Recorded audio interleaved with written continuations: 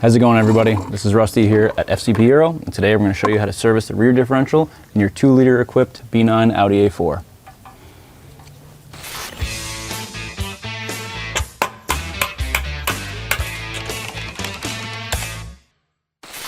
In servicing this rear differential on this B9 behind me, we will be needing this 1-liter fluid. We only have the option of using genuine fluid at this time, but we'll also need 2 different drain plugs. We'll have a fill and a drain plug that are identical in size. They're an 8mm Allen, but the reason I bring that up is there's a couple of different styles that you'll need to do a little bit of reconnaissance for before you place an order on your kit. If you have a 5mm Allen that looks something like this, you may have a basic differential. If you have the 8mm Allen pictured here, you'll likely have the Quattro Ultra differential. There's another sport differential that is equipped, and we actually have a video on our B9 Audi S5 if you'd like to check that out as well. But the reason I bring that up is it is not as easy to identify as it used to be based on PR codes. So once I get this car up in the air, I'll show you exactly where to find the beginning part number, which will identify what style differential you have in your car, and also show you where the difference in the drain plugs are. As far as the service interval goes, there's not exactly a mileage or time service interval on this rear differential, although it is powered by an electronic motor, similar to a Haldex system, so it is actively operating and it should be serviced whether or not the manufacturer says so. A good interval to go by is at least 60,000 miles or 6 years since new. This vehicle behind us has about 4 years on it, and it is only got a few thousand miles on it, but this will be for reference only. So we'll see how the condition of this fluid looks, and you can make a good judgment call after seeing that. So now that we've gone over all that, let's go over some tools we'll need to take care of the job. First and foremost, the main tool that we'll need in this job for identifying the differential, which is not exactly in a very obvious position, is a mirror and a high-powered flashlight. Next up, we have an 8mm socket, a 3/8 ratchet, a 3/8 torque wrench, and then kitted in the description for the differential service kit, we have the CTA 7073 fluid extraction filling pump. And with that, let's go ahead and get into the job. If you have the Ultra Quattro diff, you may have an 09R, which will actually take 1.3 liters, but will look similar to the differential we have here. And then there's also the Quattro Sport, which is an OD3, as we described, that will have 2 different capacities, as well as a wiring harness and many motors on the outside of the differential. And there's also an OBX. So all these differentials will have different fluid capacities and torque specs for the differential. Now, before we get into this actual service, I do want to go over the identification. What we're looking at here is an Ultra Quattro differential. This is not a sport diff, this is not the basic diff, this is kind of the middle of the road differential. This is a more common differential in the later model B9.5, and on the earlier models of the B9, you may find that the vehicle may have a basic differential.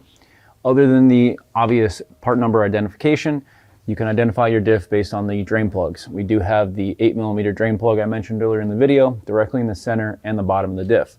The fill plug is located over here, and on the basic differential, you'll have a drain and fill plug in that 5mm Allen size, only on the passenger side of the differential. The sport differential will look a lot different. You'll have motors and wiring harnesses and a lot of different chambers for different fluids, as there are 2 fluids in that differential. But again, we'll be working on the Ultra Quattro diff. So let's go ahead and crack the fill plug and start draining this fluid. Now, in any differential service, we always like to remove the fill plug first. So with an 8mm Allen, go ahead and get the fill plug out. And again, this is on the driver's side of the differential. If you have the basic, you'll be on the passenger side. Now that we have the fill plug out, we'll get a drain bucket underneath the diff and go ahead and remove the 8mm drain plug. Obviously, make sure you've got a sizable drain plug or drain pan. It may make a little bit of a mess. As you can see, the fluid isn't terribly dirty. We did mention this vehicle isn't very old. However, this is for educational purposes. And take a good look at the fluid to make sure that there's no metal chunks or debris or anything like that coming out as you're draining this out. Now, once we've got the rear differential at a steady, slow drip, we're going to go ahead and put that drain plug in.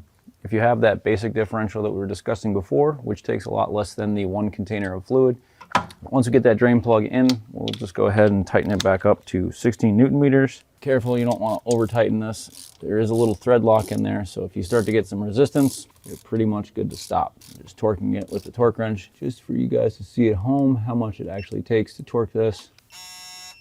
16.08. Once you have that drain plug in, we can start filling it back up. This vehicle takes about 0.95 liters, which is just shy of the 1 liter jug. However, we're going to fill it until it comes out of the fill plug. If you go over the driver's side of the exhaust, you'll have a good angle to gain access with the CTA 7073 and install some fluid right off from the side. And there it starts to fall out. No need to catch it, but we will just to save it for top off for next time. All right, so just shy of the liter, about 0.95 as we suspected. Once that tapers off, we'll go ahead and put the new drain plug back in, and we'll torque that to the 16 Newton meters as well. 16.39, that's about good. As you'll notice, these drain plugs do not go flush. They do stick out about a mil or two, so keep in mind, if you're just gonna send these in by hand without a torque wrench, you're not gonna wanna put them all the way flush to the differential. You could actually crack the differential case, so be very careful with that. Go ahead and grab some brake clean. We'll clean all this up, and we're pretty much done with the rear differential service.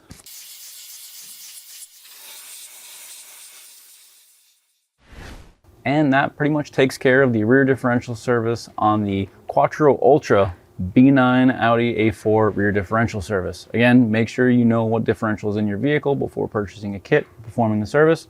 But I hope you enjoyed this video, and if so, don't forget to hit that like button. If you have any questions, comments, or concerns, drop down in the comments section below.